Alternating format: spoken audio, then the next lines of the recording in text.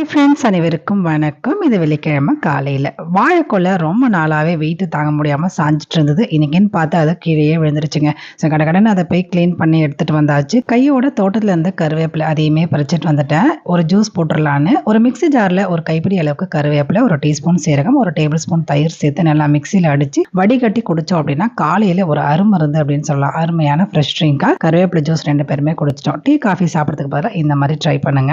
இதை சாப்பிட்டு முடிச்சதுக்கு அப்புறம் டிஃபனுக்கு இன்னைக்கு பொங்கல், தேங்காய் சட்னி. மதிய லஞ்சுக்கு இன்னைக்கு சாதம், அதுக்கப்புறம் கேரட் கோஸ் பொரியல் செஞ்சிருந்தேன். கொஞ்சமா எண்ணெய் ஊற்றி கடுகுளுத்தம் பருப்பு, வெங்காயம், பச்சை மிளகாய் தாளிச்சு கேரட் கோஸ் பொடி பொடியா கட் பண்ணி நல்லா வதக்கிட்டு மஞ்சள் தூள், உப்பு சேர்த்து ஒரு 5 நிமிஷம் ஒரு அரை கிளாஸ் தண்ணீர் ஊற்றி மூடி போட்டு நல்லா வெந்ததுக்கு அப்புறம் தேங்காய் பூ, சோம்பு தூள், அதுக்கப்புறம் கருவேப்பிலை இது எல்லாத்தையும் போட்டு வதக்கி எடுத்தோம் அப்படின்னா அருமையான கேரட் கோஸ் பொரியல் ரெடி. அன்னைக்கு குழம்பு வேர்க்கடலை, கத்திரிக்காய் போட்டு வச்சிருந்தேன். கொஞ்சமா வத்தல் வறுத்து சாப்பிட்டாச்சு. இன்னைக்கு லாக் இப்படிதான் போச்சு. பிடிச்சிருந்தா லைக் பண்ணிடுங்க. தேங்க்யூ.